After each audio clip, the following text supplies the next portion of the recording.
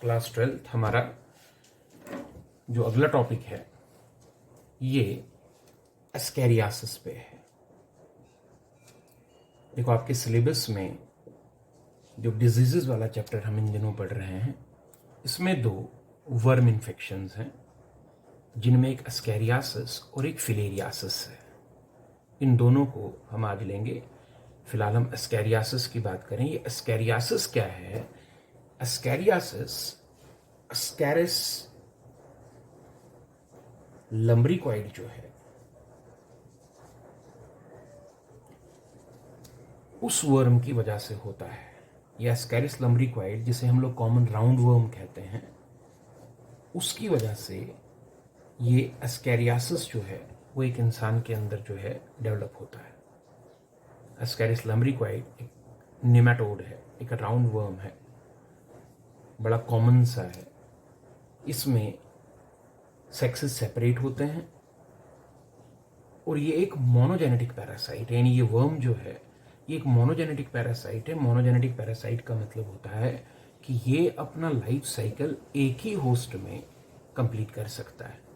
तो ऐसा पैरासाइट, ऐसा वर्म जो एक ही होस्ट में अपना पूरा लाइफ साइकिल कंप्लीट कर सकता है, उसे मोनोजेनेटिक पैरासाइट जो है वो कहते हैं। तो एस्केरिस लम्ब्रिक्वाइड एक मोनोजेनेटिक पैरासाइट है। इसे कॉमनली राउंड वर्म कहा जाता है। ये निमेटोड है और इसी की वजह से एस्केरियासिस नाम का इन्फेक्शन जो है वो इंसान के शरीर के अंदर जो है वो होता है। एस्केरियासिस, एस्केरिस लम्ब्रिक्वाइड जो है, राउंड वर्म जो है, इसमें सेक्सुअल डायमॉर्फिज्म है, सेक्सेस सेपरेट है। मेल और फीमेल जो है वो अलग होता है। और अगर आप लोग देखें तो मेल एस्केरिस जो है वो साइज में फीमेल एस्केरिस से थोड़ा सा छोटा होता है। ये मेल एस्केरिस है और ये फीमेल एस्केरिस है। तो मेल एस्केरिस फीमेल एस्केरिस से साइज में थोड़ा छोटा होगा। नंबर 2, मेल एस्केरिस जो है उसका एक सिरा, एक एंड जो है वो कर्व्ड होगा इस तरह से, जबकि फीमेल एस्केरिस के दोनों सिरे सीधे होंगे। अगर आप मेल एस्केरिस की इस कर्व्ड एंड को किसी चीज से सीधा करने की कोशिश करेंगे और छोड़ेंगे तो ये फिर से अपनी कर्व्ड शेप जो है वो रिटेन कर लेगा।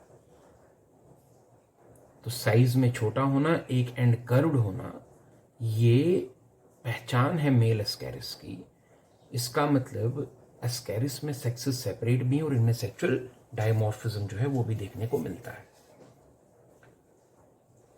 ये एस्केरिस जो है ये इंसान की बॉडी के अंदर इंटेस्टाइन में रिजाइड करता है। ये हमारी आंतों में रहता है। जिस इंसान को ये इन्फेक्ट करेगा, जिस इंसान के अंदर जाने का मौका ही नहीं मिलेगा, ये उस इंसान के इंटेस्टाइन में, स्मॉल इंटेस्टाइन में रहते हैं, रिजाइड करते हैं। और वहां रहकर ये उस इंसान की न्यूट्रिशन जो है उसको कंज्यूम करते हैं और खुद रिप्रोड्यूस करते हैं। अगर इनका लाइफ साइकिल आपको देखना हो तो ऐसा है कि पेशेंट के इंटेस्टाइन में रहने वाले एस्केरिस, मेल और फीमेल, वहाँ मीटिंग करते हैं और मीटिंग के बाद जो फीमेल एस्केरिस है वो हर दिन लाखों की तादाद में छोटे छोटे अंडे जो है वो ले करती है। और वो अंडे जो हैं वो अंडे उस पेशेंट के फीकल मैटर के जरिए बाहर आ जाते हैं। और अगर वो पेशेंट, जो एस्केरियासिस का पेशेंट है, अगर वो अपने फीकल मैटर का प्रॉपर डिस्पोजल नहीं करता, खुले में फीकल मैटर रिलीज करता है, तो उसके फीकल मैटर में लाखों की तादाद में इन एस्केरिस के अंडे होंगे। और वो अंडे एनवायरनमेंट में फैल जाएंगे, मिट्टी में फैल जाएंगे, पानी में चले जाएंगे, फ्रूट्स पे चिपक जाएंगे, वेजिटेबल्स पे आ जाएंगे। और उन्हीं अंडों में, जो कि अब मिट्टी में, एनवायरनमेंट में, फ्रूट में, वेजिटेबल्स पे, पानी में मिले हुए, उन्हीं अंडों के अंदर एस्केरिस का लार्वा जो है वो पनप रहा है, जिसे रैबिडिटीफॉर्म लार्वा कहते हैं। एक मोल्टिंग, जैसे आपको पता है कि लार्वा एडल्ट वर्म बनने के लिए मोल्टिंग करता है, एक मोल्टिंग यानी पहली मोल्टिंग जो है वो रैबिडिटीफॉर्म लार्वा अंडे के अंदर जो है वो कर लेता है। और फिर ये छोटे छोटे अंडे एस्कैरिस के, जो कि अब पानी में मिले हैं, मिट्टी में मिले हैं, फ्रूट्स पे हैं, वेजिटेबल्स पे हैं। जब कोई हेल्दी पर्सन इन फ्रूट्स को इस्तेमाल करेगा, खाएगा, इन वेजिटेबल्स को खाएगा, उस पानी को पिएगा, या फिर छोटे बच्चे जिनको मिट्टी खाने की आदत होती है वो मिट्टी खाएंगे, तो ये अंडे जिनके अंदर एस्कैरिस के लार्वा हैं, ये माइन्यूट अंडे उस इंसान के स्टमक में पहुंच जाएंगे। अब स्टमक में क्या होगा? स्टमक में ये अंडे जब पहुंचते हैं, एस्कैरिस के अंडे, तो वहाँ हमारे जो गैस्ट्रिक जूसेस हैं वो उन अंडों के ऊपर एक्ट करते हैं और उन अंडों के ऊपर के शेल को तोड़ देते हैं, और फिर उनमें से वो जो छोटे छोटे लार्वाज हैं वो निकलते हैं और इंसान के इंटेस्टाइन तक पहुंच जाते हैं। अब ये याद रहे कि इस वक्त ये वर्म्स नहीं है, इस वक्त ये बहुत माइन्यूट छोटे छोटे लार्वा हैं जो इंटेस्टाइन में पहुंच गए। इंटेस्टाइन में आने के बाद ये लार्वा इतने छोटे होते हैं कि उस इंसान का जो एलिमेंट्री कैनाल है ये उसकी वॉल को पार करके इंसान की ब्लड सर्कुलेशन में आ जाते हैं, और वहां से ये लार्वा ब्लड सर्कुलेशन के जरिए पहले लीवर में, लीवर से फिर हार्ट के थ्रू लंग्स में पहुंच जाते हैं। लंग्स में ये लार्वा कुछ टाइम बिताते हैं और अपनी दूसरी और फिर तीसरी मोल्टिंग ये लंग्स के अंदर करते हैं। 3 मोल्टिंग्स करने के बाद ये लार्वा छोटे छोटे वर्म्स में तब्दील हो जाते हैं, और फिर लंग्स में से निकलकर ये सांस की नाली के थ्रू क्रॉल करते हुए, सांस की नाली के थ्रू रेंगते हुए ये सीधा हमारे गले में पहुंचकर फिर दोबारा एलिमेंट्री कैनाल में री एंटर हो जाते हैं।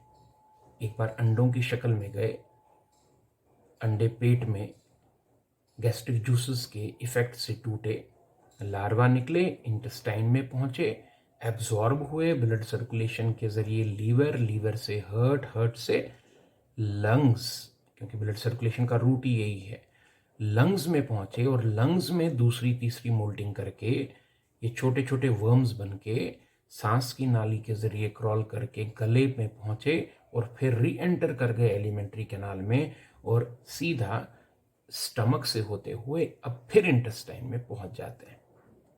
और अब ये वहां अपनी चौथी मोल्टिंग करते हैं, लास्ट मोल्टिंग करते हैं, जिसके बाद वो एडल्ट वर्म्स बन जाते हैं और उस इंसान के इंटेस्टाइन में भी रहना शुरू करते हैं।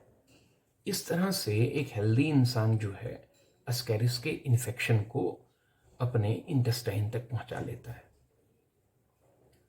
मतलब इसको रोका जा सकता था अगर वो इंसान फ्रूट्स और वेजिटेबल्स जो कंज्यूम कर रहा है उन्हें धोकर इस्तेमाल करे, खराब पानी जिसमें ये अंडे हों वो ना पिए, और छोटे बच्चों को मिट्टी खाने से रोका जा सके, तब जाकर इस इन्फेक्शन को अवॉइड किया जा सकता था। क्योंकि उन सभी एनवायरनमेंट में जो फ्रूट, वेजिटेबल, पानी वगैरह जो है उसमें एस्कैरिस के अंडे जो हैं वो लाखों की तादाद में मौजूद होते हैं।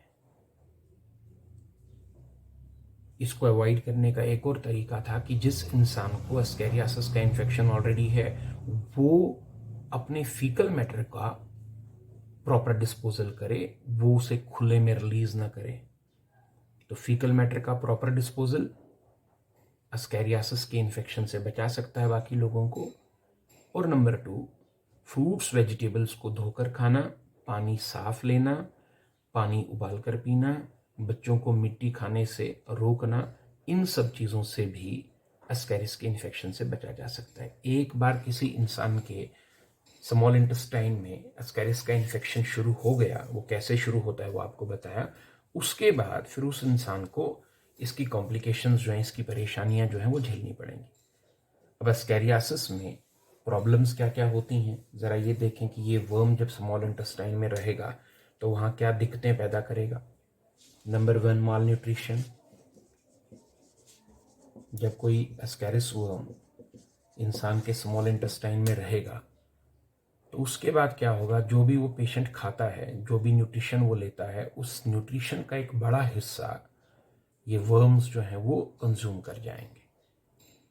तो अच्छी भूख लगने के बावजूद, बार बार खाना खाने के बावजूद, अच्छा खाना लेने के बावजूद उस इंसान का वेट जो है घटता जाएगा, क्योंकि उसके लिए हुए खाने में से एक बड़ा हिस्सा तो ये वर्म्स खा जाएंगे, जिसकी वजह से उसे माल न्यूट्रिशन का शिकार होना पड़ेगा। Number 2, constipation.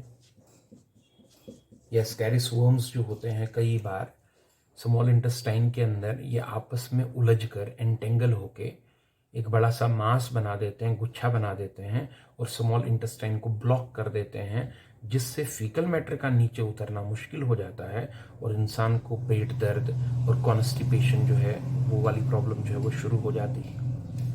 Number 3, appendicitis.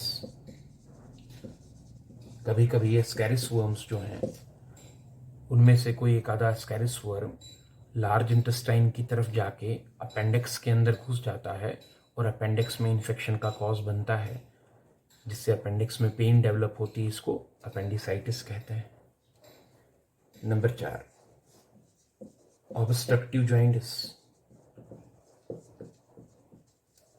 कभी कभी कोई एस्कैरिस वर्म्स जो है वो ऊपर की तरफ आके एलिमेंट्री कैनाल में जो बाइल डक्ट खुलती है लीवर की, उस बाइल डक्ट में घुस जाते हैं, जिससे बाइल डक्ट में ऑब्स्ट्रक्शन आ जाती है, बाइल डक्ट ब्लॉक हो जाती है और फिर जो बाइल इंटेस्टाइन में गिरना चाहिए था वो नहीं गिर पाता है। नतीजा, ब्लड में बाइल का लेवल जो है वो बढ़ने लगता है। इससे इंसान को ऑब्स्ट्रक्टिव जॉइंटिस हो सकता है। Number 5, suffocation. कई बार ऐसा देखा गया है कि रात को सोते वक्त अस्कैरिस वर्म जो है वो इंटेस्टाइन में ऊपर की तरफ आके बड़ा सा अस्कैरिस वर्म सांस की नाली में घुस जाएगा, चोकिंग हो जाएगी, ब्रीथिंग रुक जाएगी, जिसकी वजह से इंसान का दम घुट सकता है। तो ऐसी कई परेशानियां जो हैं वो अस्कैरियासिस के पेशेंट को झेलनी पड़ सकती हैं। एक और प्रॉब्लम जो अस्कैरियासिस के पेशेंट को होती है वो एलर्जी की है। अस्कैरिस वर्म जब स्मॉल इंटेस्टाइन के अंदर रहता है, रिसाइड करता है, तो उस अस्कैरिस वर्म्स में से जो वेस्ट्स निकलते हैं उन्हें कलेक्टिवली एस्केरॉन का नाम दिया गया है। वो अस्कैरिस वर्म्स के तैयार किए हुए वेस्ट एस्केरॉन, कभी कभी जो एस्केरॉन बनाएगा वो एलिमेंट्री कैनाल की दीवार के थ्रू एब्जॉर्ब होकर इंसान की, पेशेंट की ब्लड सर्कुलेशन में आ सकते हैं। और जब ब्लड सर्कुलेशन में आकर फैलेंगे तो कुछ लोग उस एस्केरॉन के एलर्जिक होते हैं। ऐसे लोगों में अस्कैरियासिस के दौरान एलर्जी की प्रॉब्लम भी हो सकती है। तो अस्कैरियासिस में malnutrition, constipation, appendicitis, obstructive jaundice, suffocation, allergy जैसी कॉम्प्लिकेशंस जो हैं वो पेशेंट को झेलनी पड़ेंगी। एक और चीज़ हमने इसके साथ साथ देखनी है कि बड़ा स्कैरिस वर्म जो प्रॉब्लमें क्रिएट करता है वो तो ठीक है, वो तो अपनी जगह पर है, लेकिन वो जो लार्वा है जो ब्लड सर्कुलेशन के अंदर मूव कर गया, खतरा इस बात का भी है कि उनमें से अगर कोई लार्वा लीवर में या लंग्स में या हार्ट में टिक गया, वहीं पर रह गया, तो वो उस ऑर्गन में भी डैमेज का कॉज जो है वो बन सकता है। इससे लीवर भी डैमेज हो सकता है। अस्कैरिस के लार्वा से लीवर डैमेज हो सकता है, लंग्स में प्रॉब्लम हो सकती है। कई पेशेंट्स में ऐसा देखा गया है कि अस्कैरिस के लार्वा उनके लंग्स को तबाह कर देते हैं। इसे हम लोग अस्कैरियासिस निमोनिया या लॉफलर्स सिंड्रोम जो है उसके नाम से जानते हैं। तो बड़ा वर्म तो नुकसान करेगा ही, इसके लार्वा जो ब्लड सर्कुलेशन में घूमते हैं वो भी बड़े नुकसान की वजह बन सकते हैं। अब एक और चीज़ जो एस्कैरियासिस के इस डिजीज़ में हम लोगों ने जो है वो समझनी है, देखनी है, वो ये कि एस्कैरियासिस का डायग्नोसिस और ट्रीटमेंट कैसे होगा। सिम्टम्स अगर आपसे पूछे जाएं कि एस्कैरियासिस के क्या सिम्टम्स हैं, तो सिम्टम्स में तो यही चीज़ें आ जाएंगी कि अच्छी भूख लगने के बावजूद अगर इंसान का वज़न कम होता है, पेट दर्द, कॉन्स्टिपेशन अगर रहती है, तो पेशेंट को एस्कैरियासिस हो सकता है।